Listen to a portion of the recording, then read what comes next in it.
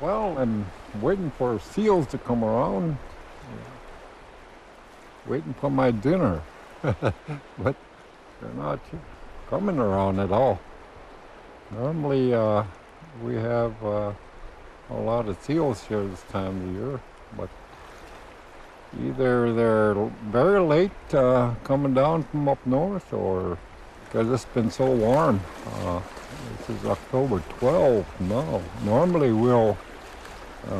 most of this ocean water in the lagoon will be frozen, but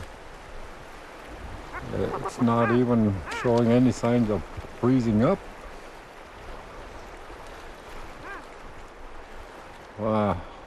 We hear a lot about this global warming, and we certainly believe that it's happening because we're having a lot of problems with very high water from the ocean, water level rising, eroding our island away.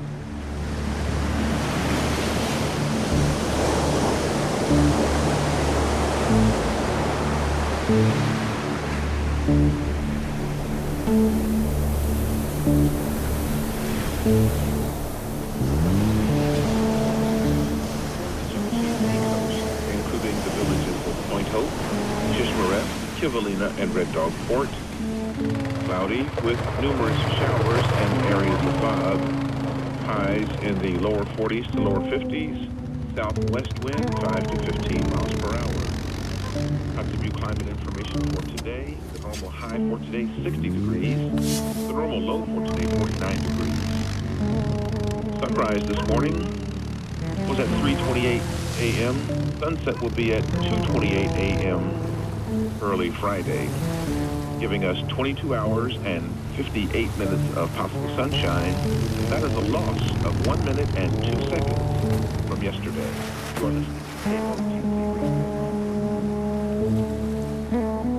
You could use a white basin here too. Instead of the black one. We're finishing off our emergency project as a result from the storm from last October 5 to 7. And they'll run from this end all the way to the center of town, which is about 406 feet. Go ahead, throw them down. That's good enough. Chris, what we're putting in right now is only temporary protection. So it all depends on the storm. You know, each year it's worse. You can see the gabions we put in last year. You can see how much footage that we've lost since last fall.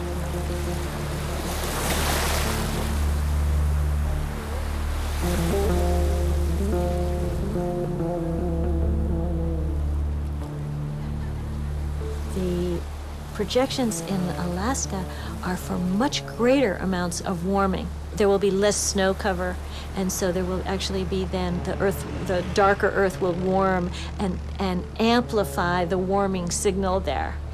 And so let's look at the 2050s. The range is from 3 to 4 degrees. In the 2080s, in the highest scenario, it's going all the way up to 7 degrees C. This is huge amounts of warming.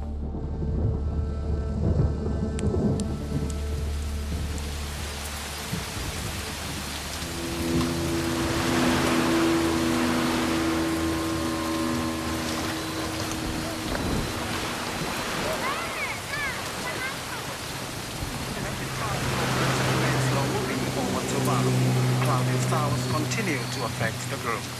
And the forecast for tonight, mostly cloudy with occasional showers, heavy at times with a few squally thunderstorms. West to northwest winds 10 to 15 knots with fire cast near thunderstorms. A westerly swell 2 to 3 meters affects the group.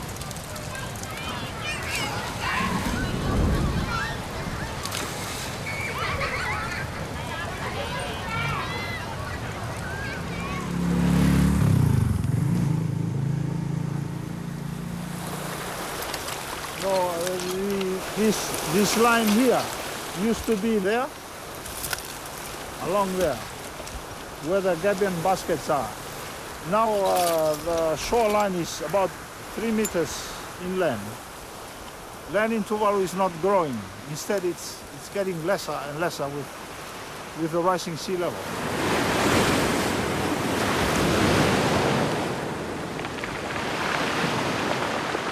Tuvalu is a very low-lying atoll.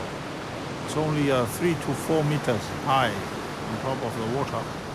When you have a rising sea level growing up over the years, it is a threat.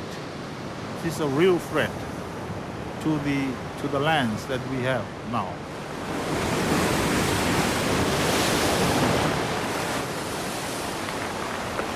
Even in one of the islands that used to be there, at Tepuka, it's now the old islet where you used to have a bigger tree and it's all gone.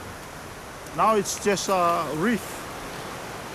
No more land there.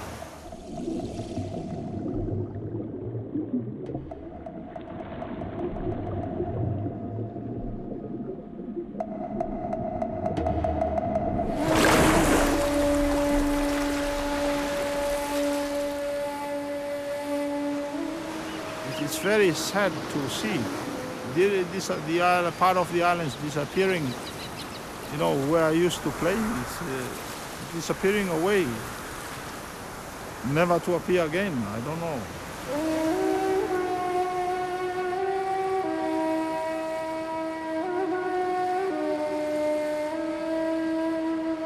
We see for the South Pacific site not as great amounts of warming for the island itself as we saw in Alaska. But both will be subject to the global sea level rise. Probably these are the most vulnerable places across the whole Earth in terms of habitation, of human habitation. These are on the front lines of the global warming, and as you've seen, and the inhabitants of these islands are seeing, these effects are already starting to happen.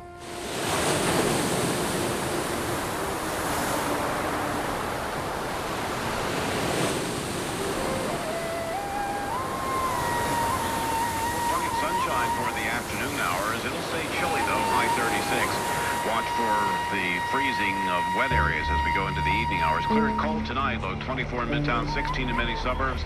The wind drops off for a few hours. We've actually dropped into the single digits in some of the coldest suburbs. This with snow cover is very common. It's happened all across the Midwest. Sunshine not as cold tomorrow, high 42.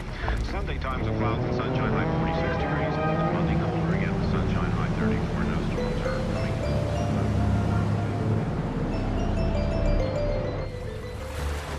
This is the Rockaway Peninsula. It's on the southeast side of New York City, so Manhattan is over that way. In fact, we're standing here on what's called a barrier island. And barrier islands are very important in this part of the world. They're big chunks of sand that protect the inhabited areas, as we see over there, very densely inhabited, from storms and from tides. The problem is that in the future, global warming will bring about further sea level rise. And sea level rise gradually eats away at the sand, erodes it, or submerges it. And over time, these barrier islands will not just move towards the mainland, they may gradually disappear.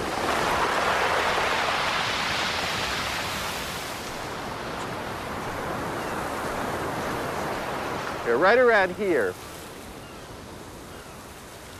let's see, 42, 48, 51, 54, 60. Okay, so let me show you. This is maybe a foot higher than at the edge of the water, okay? Okay, if the sea level goes up 2 feet, which is kind of the average prediction for the end of the century, then right up to here, it's completely taken away. When the storms come in, it pushes the water 3, 4, 5, and the 100-year storm is 10 foot higher. Well, 10 feet is, you know, back there. It's all the way back where the stores are. So during the storms, this will all be flooded, the whole thing.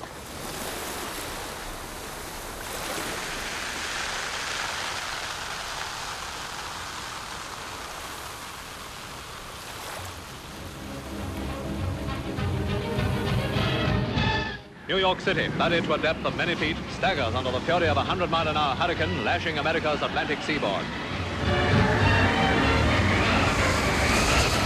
Along the exposed waterfront, homes are wrenched from their foundations to become a scattered mass of floating debris.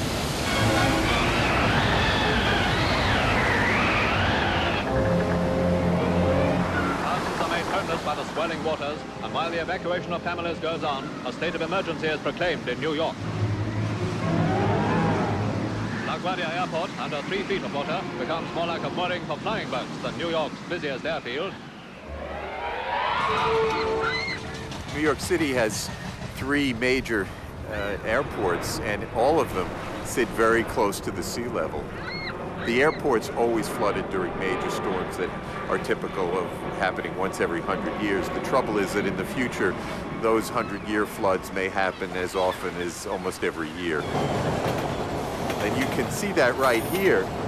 This causeway, which carries the subway out to Rockaway, is built very close to sea level, and already in storms it would be flooded. And this is just an indication of all the very expensive infrastructure that was built right close to sea level by people who didn't realize that sea level rise would ever be a problem. Thousands of people were evacuated as America's northeast coast was hit by the worst storms in over a generation.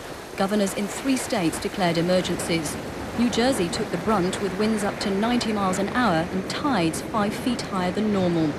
Getting around was precarious as New Yorkers battled hurricane-force winds and the city's subway system was closed. Those who had to travel had to find their own means.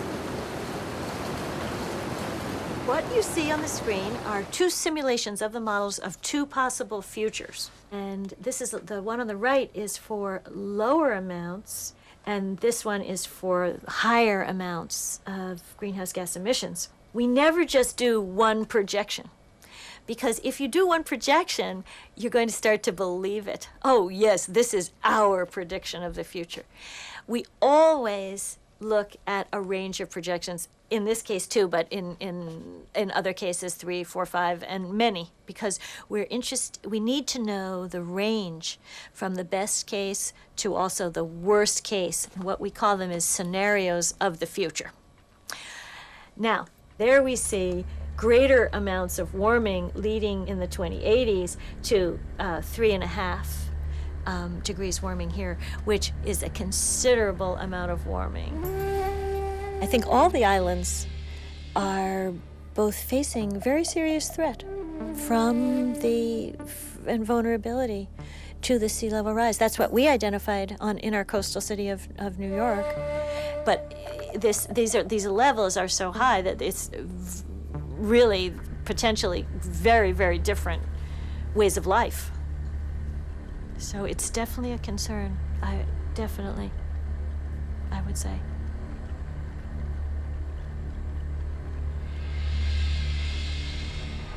Definitely a concern.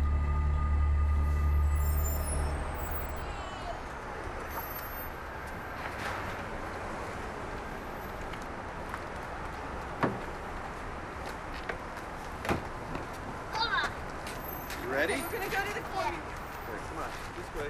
I first got interested in this whole thing when I was a little boy. I used to be fascinated by weather. I used to stare out the window at the snow falling, and I used to keep a little weather journal. So I've always been kind of a weather nut.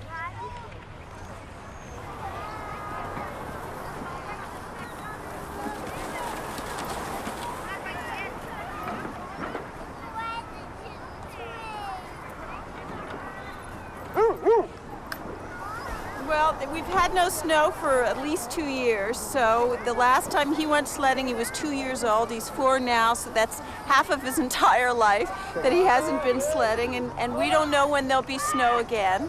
So we really wanted to take advantage of today and go sledding because this is the first really nice snowfall we've had in, as I said, 2 years. Let me go. No, we'll do it together. You sit right there.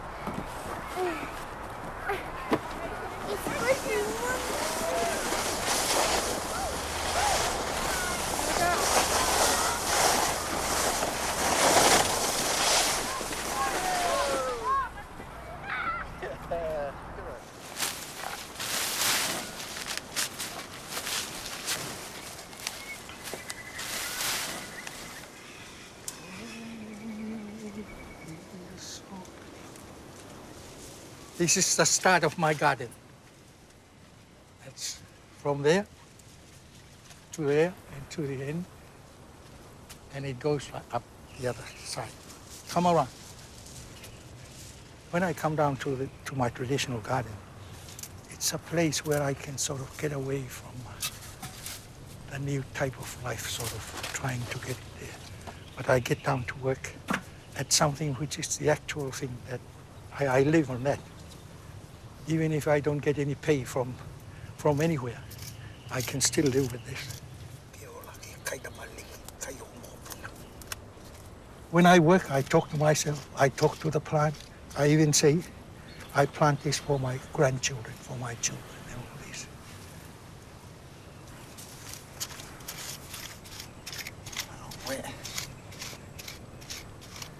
This one, I started working since 1978. But then there have been problems with these. They go brown because probably of the sea from underneath the level of the sea. See, you can see now the is wet. The level of the sea, salt water is up somewhere there, up and down. Because it's too salty, they started to get brown, every plant. So I have to go higher.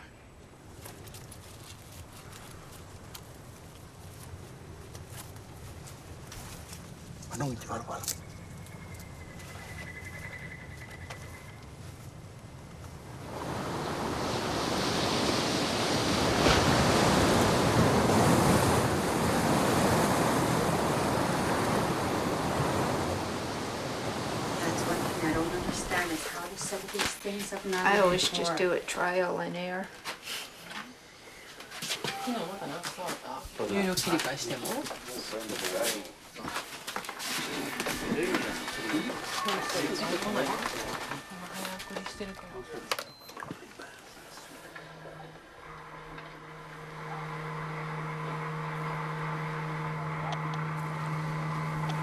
I always have a cigarette.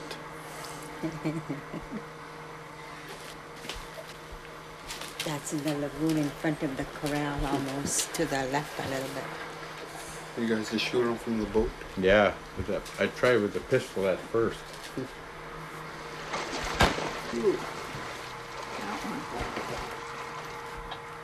I've never forgotten what my grandpa said to me. I always ask people if they're hungry, feed them. And he says, never ask for pay either, because your pay is going to be when you go hunting. The game is going to be easy to get. Of course, when we were growing up, there was no such thing as you tell somebody to haul you water. We didn't ask them as kids, how much are you going to pay me? We just did it, for the sake of being a community member. So.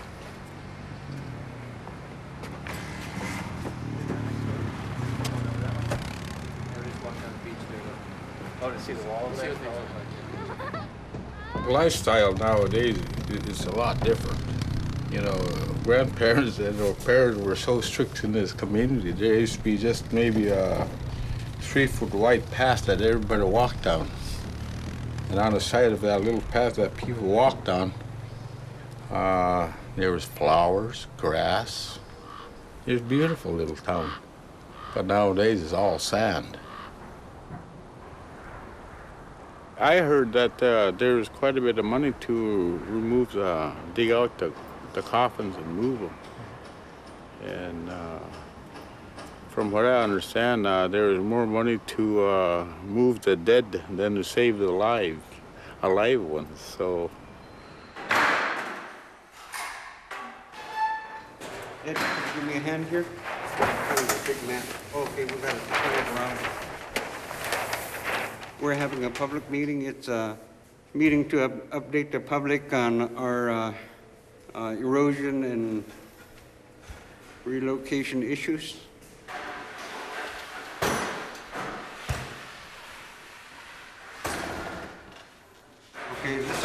raft here. And then these sites are the potential evacuation sites that we're going to be doing soil studies. That discussion is going to come later. Hi. Hi.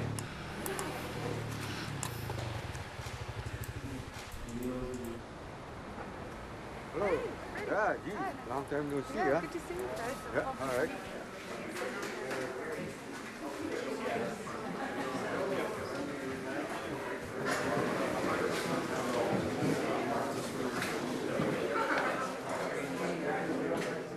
Today is Wednesday, July 10, and I'll call this meeting to order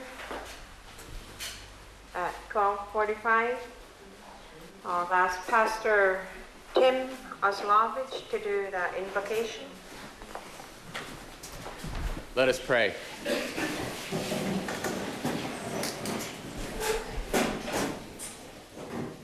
Lord our God, our Creator, maker of heaven and earth, we give you thanks that you continue to watch over us and protect us in these days when we fear storms on the sea. We pray that you will continue to guide our coalition as they make decisions. We pray too for people who make decisions in other places, people at the state and federal government, that you will give them wisdom and compassion to help us with our problems. And we ask, Lord, that you would bless us as we gather today, so that your Spirit would be with us, that we might make good decisions and be encouraged to do your work and save our village. Amen. Thank you, Pastor Tim.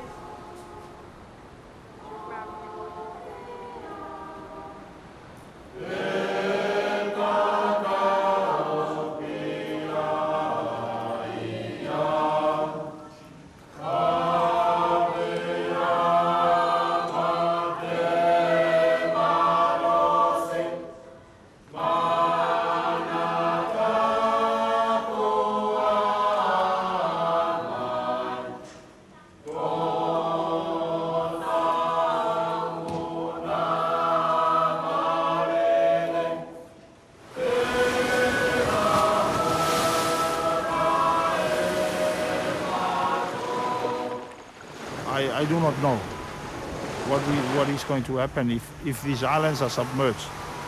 Where are we going to be relocated? That I do not know now, and I haven't made any arrangements for it.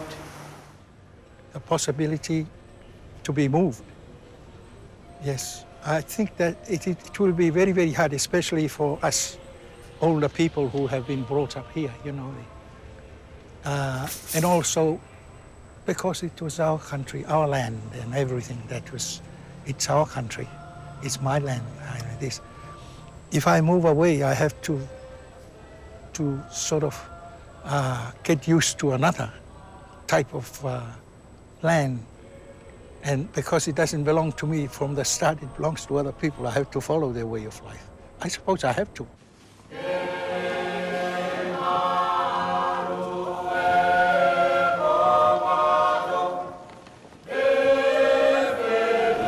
People are Christian people and they believe in God. They believe that God created these islands. They are going to remain here forever. And personally, I too also believe in that.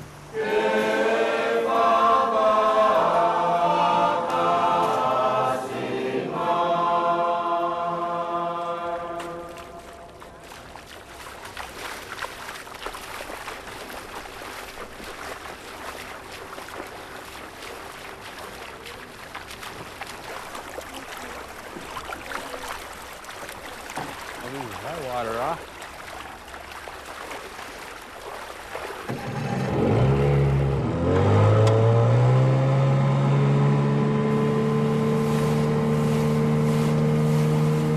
We like the local food here, the fish, the seal, the ducks, and then if we have to move to a different village or something, then we're gonna miss our own food here.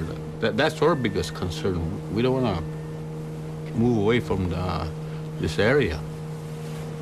This is where that new village is going to be, behind them hills, New Shishmaraf. So maybe behind those hills someplace will be New Shishmaraf for you kids when you get married. You'll have new house, new village. The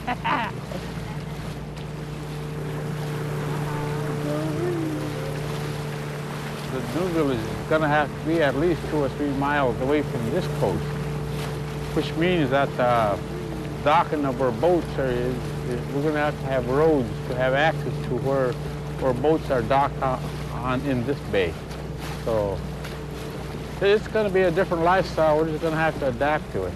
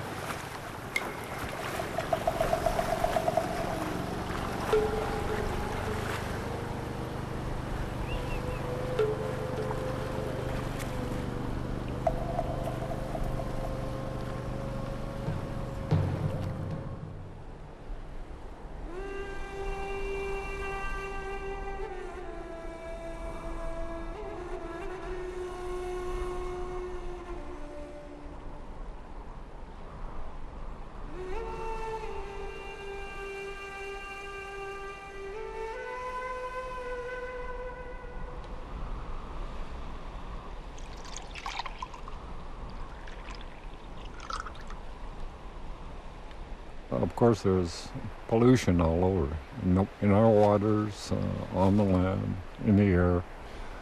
So that has a lot of effect on all the animals and wildlife that we depend on up here. I'm sure it comes from, it's not coming from here, it's coming from somewhere else.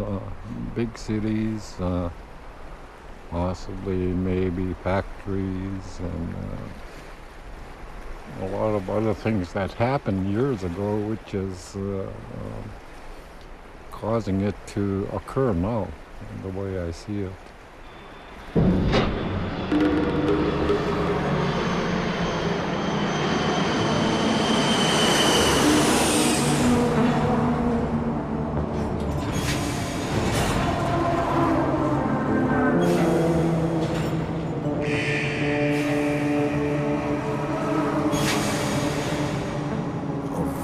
Variety of human activities lead to the emissions of the greenhouse gases, but the most important ones are the burning of coal, oil, and natural gas, which powers our society.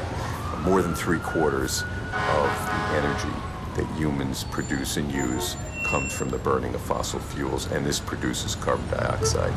The reason for that is the fossil fuels themselves originate in plants that took carbon dioxide out of the atmosphere long ago, millions of years ago, and were buried deep underground. Now the human beings are pulling up in the space of 200 or 300 years, millions of years of carbon sediments, and we're turning them into carbon dioxide, and that is going to have a profound effect on the climate. So every time you turn on the switch to make a refrigerator run or an electric light bulb turn on, at the power plant end of the wires, usually carbon dioxide is produced. So this is very fundamental to almost all our activities, heating homes, running factories, you name it.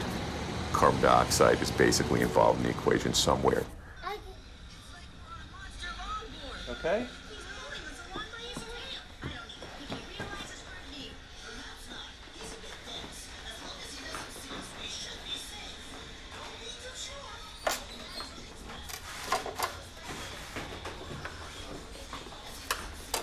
This is a nice 16, 17-pound turkey, and to cook it without any stuffing would take maybe 2 hours, but I'm going to put all this stuffing in it, and then it's going to take 3 hours. And the reason is that instead of just having this shell, this thin shell of meat, you've got all this other stuff on the inside that has to be heated up. And that's a lot like the Earth with regard to global warming. The atmosphere is a very thin shell. And actually, if the whole story was the greenhouse effect, the atmosphere would heat up very quickly, almost immediately, essentially, in response to the buildup of gases. But that's not what happens. Because the oceans act a lot like the stuffing, they kind of are this huge additional mass which the thin shell of the atmosphere is in contact with, there's a lag, an inertia. The heating corresponding to the buildup can drag out 30, 40, 50 years or longer. The second consequence is that when you finally are able to start limiting the amounts of the gases in the atmosphere, there's a long lag between the actions you might take in terms of limiting emissions and the effect on temperature. You have to think decades and centuries even in advance, but it's starting to become apparent to most scientists that if we don't act soon, there's an increasing risk that something will go seriously awry. It's only when we put in the realistic increase in the greenhouse gases that we have observed that we can then do an accurate simulation of the temperature warming, of the warming that we've had so far. And this is one of the major reasons why the scientists are bringing forward the issue that global warming is real, because in our scientific understanding, we cannot explain what we see unless we put in those gases. Hi, good to see you. Good to see you. The younger ones are lagging as usual. Hi, nice to meet you. Hi, how are you? Arthur? No. We used to live in Soho for many years. At the Cafe Dante. All right. You publish both articles on both the monthly internet. updates, right? So if you're interested in weather events that are happening around the world, droughts here, or you know, big storms there, or El Nino, or whatever's happening with the coral reef somewhere, or something like that, I will throw that in. So yeah, because where they can wipe the face. that's a good idea. Why don't you put them on top of the plate?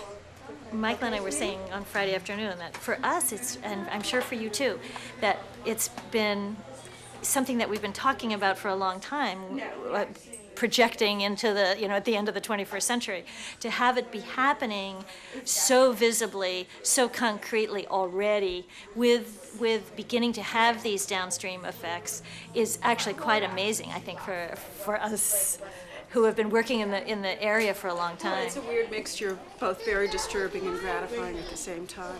You know, it's very scary. It's very scary because, you know, whatever is happening now to us is going to be, you know, 10 times, 100 times worse for our kids. So I just feel sometimes outraged and upset for their sake, if not for my own sake, that, you know, we're giving them this horrible legacy that they're going to have to deal with one way or another.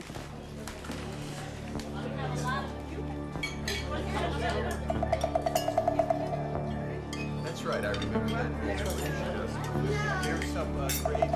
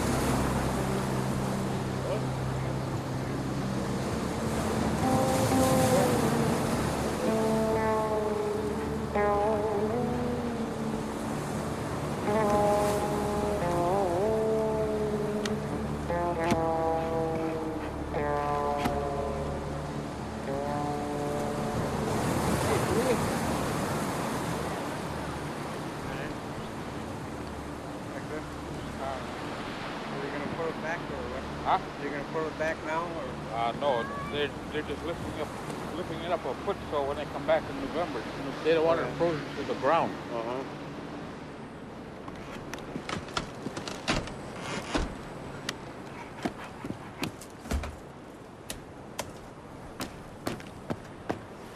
Every storm, it gets worse, you know. Yeah, they moved those two houses down there. Their front yard was a cliff, you know. And they moved them back 50 feet. Oh, they did already? Yeah, they already moved them. Is that right? Davis's house and Ruben's. They moved them 50 feet with no problem. They didn't even move no furniture inside, nothing. They jacked them up, put grease on planks and slide them. Real simple. They didn't even move the pictures or anything on the wall.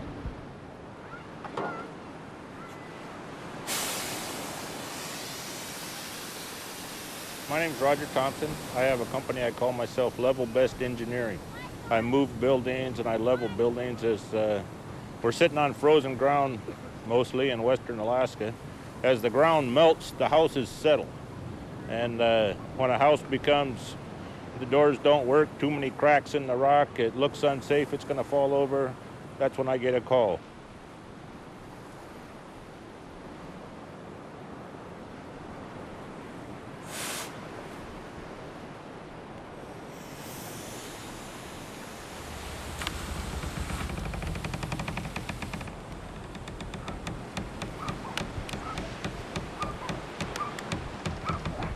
Well, this house here, I moved it back about 50 feet. The front door was right here, had about 20 feet left to go before it went in the ocean. So we moved it back far enough that, Lord willing, it'll be here for at least another month.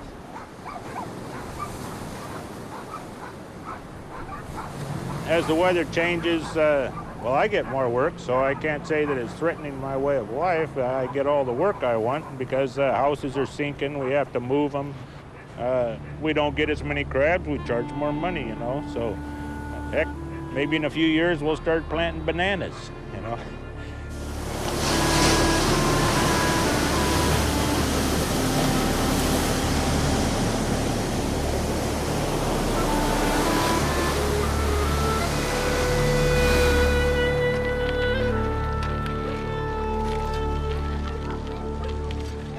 To us who have done little, contributed nothing to this problem, for us to be told to adapt, to be on our own and try to cope with these adverse effects, this is to us, it's like a denial of the right to exist.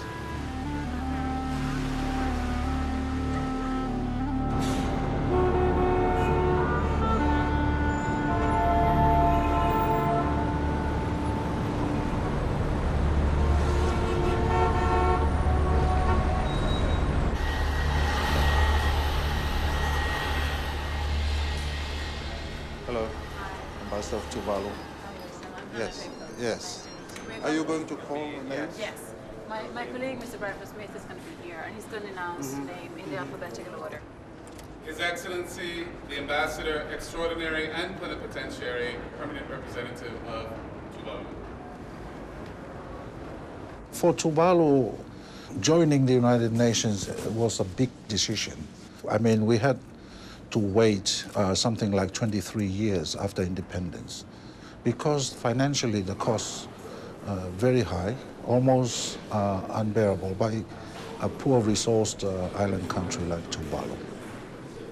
We have come together today to celebrate the 20th anniversary of the 1982 United Nations Convention on the Law of the Sea. The oceans and the seas are vitally important for the Earth's ecosystem. The addressing of climate change or the adverse effects of global warming is the priority aim of this mission. Thank you very much for acknowledging the ratification of the convention. Thank you. Yes, thank you. If the convention is to succeed in meeting these threats, cooperation and coordination between states must be improved. equality is provided for in the Charter of the United Nations. Every member has the right to speak. Every member has the same vote. Of course, we can, and we are trying to take advantage of that equality of treatment in the United Nations. I now give the floor to the Permanent Representative Tuvalu. You have the floor, sir. Mr. Moderator, a question that has come up is to what extent are the provisions of the Convention to take care of the rights of states, particularly those that are now predicted to be affected seriously by effects of climate change, particularly sea level rise. Thank you very much. I think that's an interesting question, sir.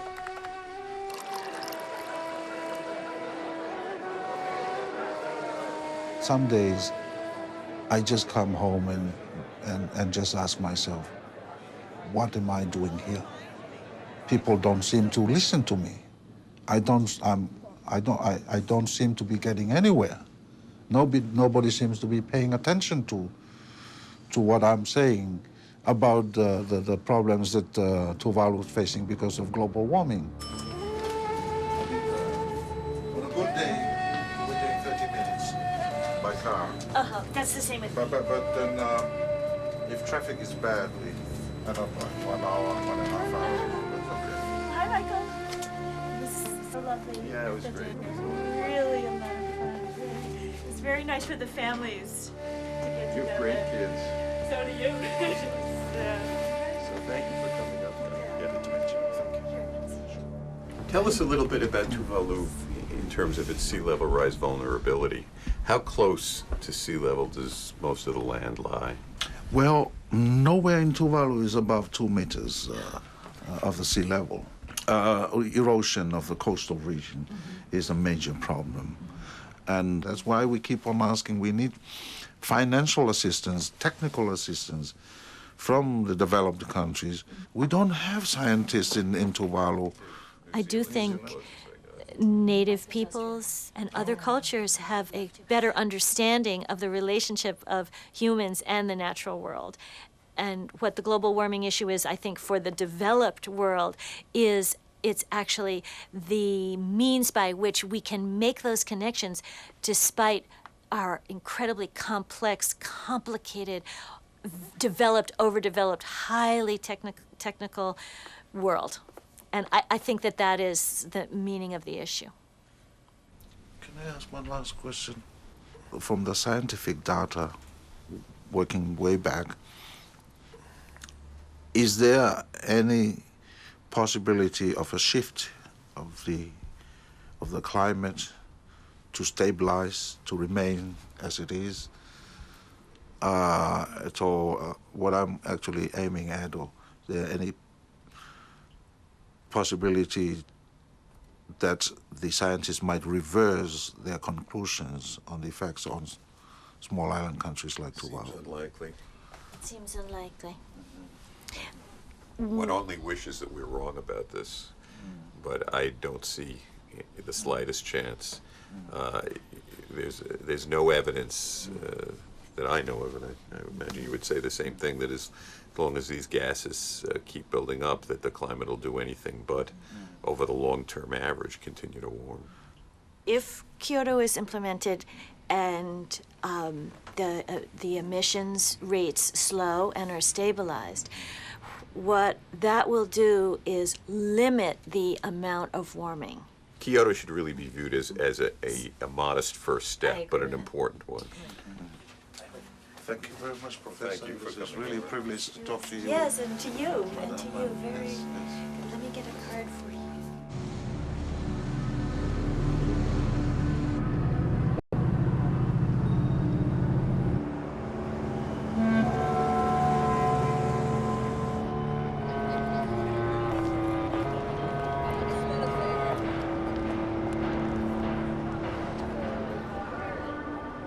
There have been a few things I would rather have not happened, but certainly the day that the World Trade Center was attacked was one of the worst moments of my life, as it was for anybody who lived in New York or in the United States.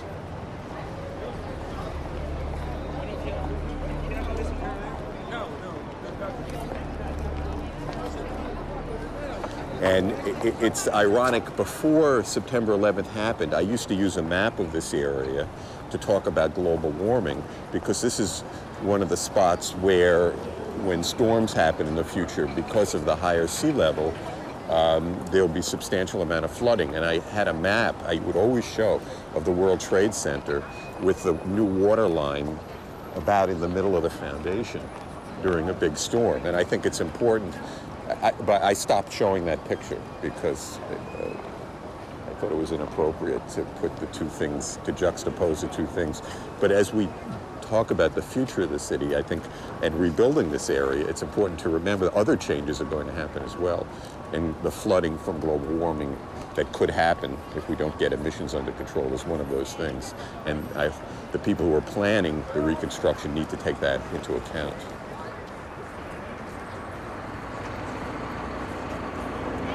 In the short term, human beings do a lot of things to themselves and to their cities which are insane, and September 11th was one of them. Over the long term, we're also doing some things without realizing it that are probably equally dangerous and could have even larger destructive effects taken as a whole. And global warming is certainly in the lead in terms of those problems. And that really needs to be taken into account. And we really, just as we're acting to stem future terrorism, we ought to act against this other threat that isn't intentional, but nevertheless, now that we know about it, we have an obligation to try to stop it.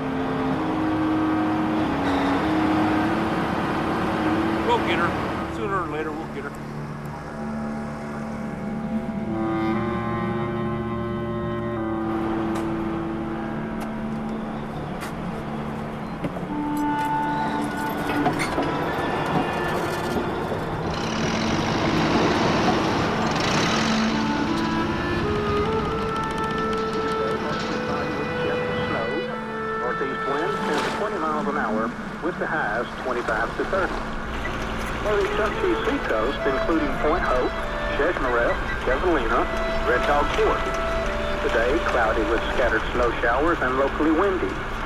South winds 10 to 20 miles an hour with gusts to 30 miles an hour north of Cape Thompson, diminishing. The high is 27 to 31. Sunrise this morning 11:32 and will set this afternoon at 3:44. That will give us 4 hours and 12 minutes of daylight. The climatic norms for the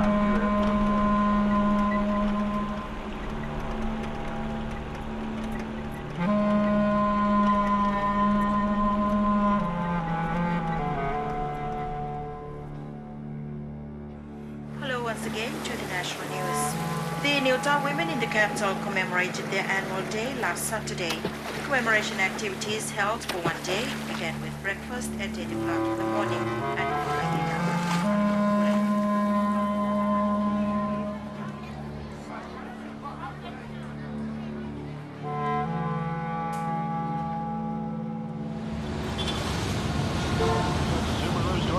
traffic is very busy on the Brooklyn Bridge both ways, and the BQE taking a pounding near the Brooklyn Bridge as well, and right on down the Gowanus. So the raindrops fall, and the traffic is very heavy.